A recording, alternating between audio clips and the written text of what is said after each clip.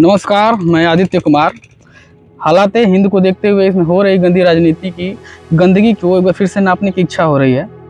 समय बीतता जा रहा है पर इसकी गंदगी का जो गाढ़ापन है वो तरल होने का नाम ही नहीं ले रहा है। हालांकि मैं तो राजनीति में बहुत कच्चा हूँ, मुझे राजनीति का उतना कुछ पता नहीं है, पर जैसे जैसे इसके करीब होता जा रहा हूँ, इसके रूबरू होता जा रहा हूँ, इसके अंदर छुपे एक गंदे अंधकार का पता चल रहा है। राजनीति कितनी गंदी हो सकती है और इसमें पड़े लोग कितने हद नीचे गिर सकते हैं, इसका पता धीरे धीरे चल रहा है। और पता चलता है कि इस गंदी राजनीति के चक्कर में लोग कितना नीचे गिर सकते हैं कि ये भूल जाते हैं कि उनका भी कुछ पुरुषार्थ है, वो भी कोई इंसान है, उनको भी किसी जनता को जवाब देना है, अंततः ईश्वर को जवाब देना है। अब तो राजनीति का नाम सुनते ही मुझे महसूस होता है कि ये वही कुआं है जिसके लोग मेढक हो जाते हैं, और ये कहावत निकली कि कुएं का मेढक हो जाना।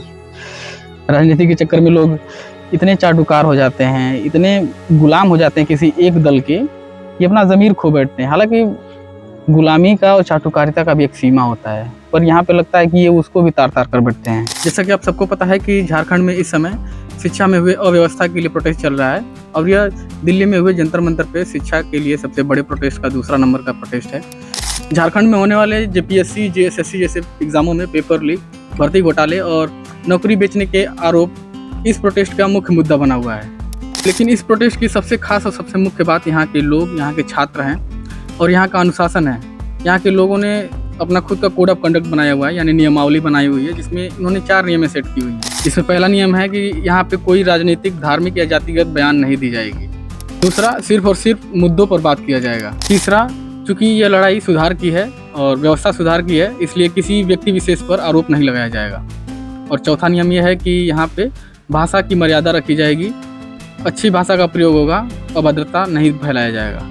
उससे भी खास बात यह है कि यहाँ पे उतनी भीड़ नहीं है। यहाँ पे लिटरली वे छात्र हैं जो वाकई में पीड़ित हैं, मतलब ज़्यादातर संख्या छात्रों की ही है। कुछ छात्र अपना एडमिट कार्ड, कुछ मार्कशीट, कुछ भर्ती घोटालों के डाटा, कुछ पेपर लीक्स के डाटा दिखाकर प्रोटेस्ट कर रहे हैं। आंदोलन के नेतृत्व की बात करें तो झारखंड के JLKM के नेता, यानी झारखंड लोकतांत्रिक क्रांतिकारी मोर्चा के नेता देवेंद्र नाथ महतो जी कर रहे हैं, जो कि पिछले कई दिनों से अनिश्चितकाल भूख हड़ताल पे बैठे हुए हैं और उनकी हालत काफ़ी गंभीर भी है। उनको फिलहाल हॉस्पिटलाइज भी किया गया है। सबकी मांगें काफ़ी साफ हैं कि विवादित परीक्षाओं को रद्द किया जाना चाहिए, भर्ती घोटालों को रोकना चाहिए, नौकरी तस्करी को रोका जाना चाहिए, और TSR जैसी ब्लैकलिस्टेड कंपनी को हटाया जाना चाहिए और CBI जाँच करवानी चाहिए। और जानकारी के लिए मैं बता दूं कि झारखंड में JMM यानी झारखंड मुक्ति मोर्चा और कांग्रेस की गठबंधन की सरकार है। और मैं ये जानकारी इसलिए दे रहा हूं क्योंकि अभी मैं आपको दोगलापन का जीवंत उदाहरण, जीता जागता उदाहरण, वो अंग्रेजी में बोलते हैं ना कि इफ़ दोगलापन हैड ए फेस, उससे रूबरू कराने जा रहा हूँ। पर इससे पहले कि आप लोग कमेंट में हंगे, और काइंड इन्फॉर्मेशन मैं आप लोग को बता देना चाहता हूँ कि मैं किसी विशेष राजनीतिक पार्टी का समर्थक या फिर विरोधी नहीं हूँ, ना ही BJP का, ना ही कांग्रेस का, ना ही सपा, ना ही बसपा, ना ही RJD, कोई भी। मेरा झुकाव सिर्फ सच के आगे रहता है।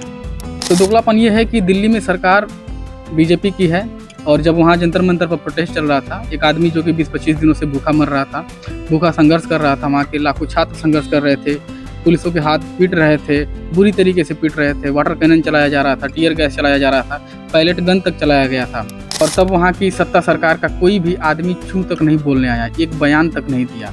उल्टा बच्चों को ही, यानी युवाओं को ही देशद्रोही और आतंकवादी घोषित करने पे लगे हुए थे कि यही लोग पुलिसों को मार रहे हैं, पत्थरबाजी कर रहे हैं। यहाँ तक कि मेन स्ट्रीम की मीडिया भी उल्टी सीधी खबरें दिखा रहे थे, एनिमेशन का वीडियो बना के पता नहीं कैसा कैसा खबरें दिखा रही थी, और ये प्रोपेगेंडा फैला रहे थे कि जैसे कि छात्रों ने ही इस आंदोलन को हिंसक बनाया है। तब सत्ता पक्ष का एक नेता भी कोई बयान नहीं दिया, कोई छात्रों के साथ नहीं था, बयान दिया भी तो हगा, उल्टा छात्रों को आतंकवादी घोषित करने में लगे रहे, और कोई दुर्व्यवस्था पे बात नहीं किया। तो इसका ठीक पैरेलल वर्ल्ड चल रहा है यहाँ पे झारखंड में, और आपको यहाँ पे सब कुछ ऊनो रिवर्स मिलेगा। यहाँ पे वही सत्ताधारी नेता आपको छात्रों का साथ देते हुए नजर आएंगे और पुलिसकर्मियों की निंदा करते हुए नजर आएंगे, क्योंकि यहाँ भी आंदोलन हिंसक हो चुका है।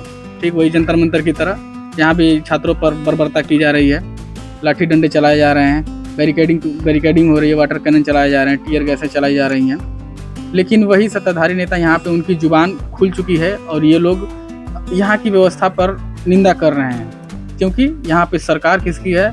कांग्रेस की है। क्योंकि छात्रों ने अपना कोड ऑफ कंडक्ट बनाया था कि यहाँ पे कोई भी, इस प्रोटेस्ट में कोई भी राजनीतिक गतिविधियाँ नहीं होनी चाहिए, नहीं होंगी। प्रोटेस्ट बिल्कुल शांतिपूर्ण होगा और ऐसा हुआ भी। 7-8 दिनों तक एकदम शांतिपूर्ण रहा। लेकिन बीजेपी स्पीसीज के प्राणी कब तक चुप रहेंगे। वे लोग जहाँ उनको विपक्ष दिखता है, जहाँ अपना प्रतिद्वंदी दिखता है, वो लोग झंडा लेके डंडा करने पहुँच जाते हैं। वो कहते हैं ना कि कुछ लोग अपने दल के लिए इतने कट्टर होते हैं कि अगर कोई सुअर उनके दल के नाम से हकता तो वो उसको भी बटर स्कॉच क्रीम बना के खाते। ऐसे लोगों की समस्या भी होती है कि इनको मुद्दा कुछ पता नहीं कि किससे सवाल करना है, क्या करना है, कुछ भी अता पता नहीं, बस चलना है तो चलो। क्योंकि झारखंड में सरकार कांग्रेस की है तो सत्ताधारी प्रजातियों के सातिर नज़रों से राहुल गांधी कहाँ बचने वाले। अब सारे छोटे बड़े कीड़े मकोड़े धीरे धीरे ग्राउंड पे आ रहे हैं और राहुल गांधी से जवाब मांग रहे हैं कि राहुल गांधी जवाब दो।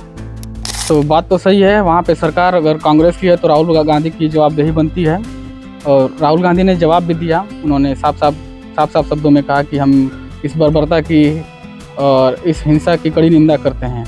झारखंड पे मैं चुप नहीं हूँ, झारखंड पे मैं चुप नहीं हूँ। प्रेस कॉन्फ्रेंस में मैंने सीधा क्लियरली बोला है, we do not appreciate any violence against our students. मैं चुप नहीं हूँ, खुल के बोल रहा हूँ, ठीक है। और इतने कह देने से ही या फिर बयान दे देने से ही राहुल गांधी को नहीं बचना चाहिए। जैसे कि जंतर मंतर पर जिस जोश से लड़े थे छात्रों के हित के लिए, छात्रों को न्याय दिलाने के लिए, यहाँ भी उनको न्याय दिलाने के लिए, उनके हित के लिए उतना ही जोर शोर से लड़ना होगा और न्याय दिलाना होगा, क्योंकि यहाँ तो सरकार भी आपकी है।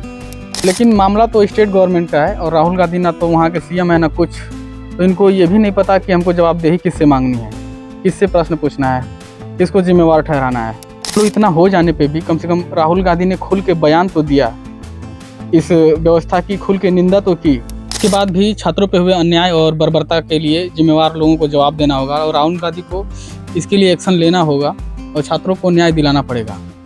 लेकिन ये पक्ष वाले सत्ताधारी नेताओं को शर्म नहीं आ रही है। जब उतना बड़ा प्रोटेस्ट चल रहा था, छात्रों को इतना पीटा जा रहा था, एकदम खूनाखून कर दिया जा रहा था, वाटर कैनन चला, पायलट गन से घायल हुए थे लोग, तब ये चूंचा करने भी नहीं आए और यहाँ पे जवाब मांग रहे हैं। मतलब कैसे उनका ज़मीर जवाब देता है, कितना मतलब निर्लज्ज हो सकता है, बेहया हो सकता है कि हम मुंह उठा के चले आएँ न्याय दिलाने के लिए, क्योंकि सरकार यहाँ विपक्ष की है। ये लोग अपने दल के लिए, अपनी पार्टियों के लिए अपनी इंसानियत को बेच देते हैं या फिर गिरवी रख देते हैं। इधर इनका पार्टी गया, उधर इनकी इंसानियत गई। चाहे कोई भी पार्टी हो, कांग्रेस, बीजेपी या आम आदमी पार्टी, सपा बसपा, मतलब मैं किसी को ठीक नहीं समझता, सब लोग पॉलिटिक्स ही करते हैं। और इन सबके बीच में पिसता कौन है? हम आम नागरिक, हम आम युवा और छात्र, हम लोग संघर्ष करते हैं इनके बीच में। ये लोग फिर से चुनाव आएगा, फिर से कोई पॉलिटिक्स खेलेंगे, फिर कोई आके बैठ जाएगा, फिर हम लोग पिसेंगे। और देखो प्रोटेस्ट में कौन आया है? जलखुखरी। इस प्रजाति का मैंने ही खोज किया है, जलखुखरी। जब आप गंदे नाली को माइक्रोस्कोप से ऑब्जर्व करेंगे तो उसमें से जो सबसे गंदे कीड़े होते हैं वही इसके अंदर है। जब जंतर मंतर पर प्रोटेस्ट चल रहा था तब इनको छात्र आतंकवादी दिख रहे थे और पुलिस वालों को ये प्रोत्साहन दे रही थी कि पुलिस वाले तुम संघर्ष करो, हम तुम्हारे साथ हैं। और यहाँ पे ये छात्रों के साथ है और पुलिस की निंदा कर रही हैं। लेकिन इन महाशय को देख के मुझे काफ़ी तकलीफ हुआ। इनका नाम अरुण गोविल है और ये रामानंद सागर के रामायण में श्री रामचंद्र का कैरेक्टर प्ले किया है और इन्होंने काफ़ी बढ़िया एम्पायर सेट किया था और इनकी छवि श्री रामचंद्र से कम नहीं थी, मतलब आधुनिक समय में।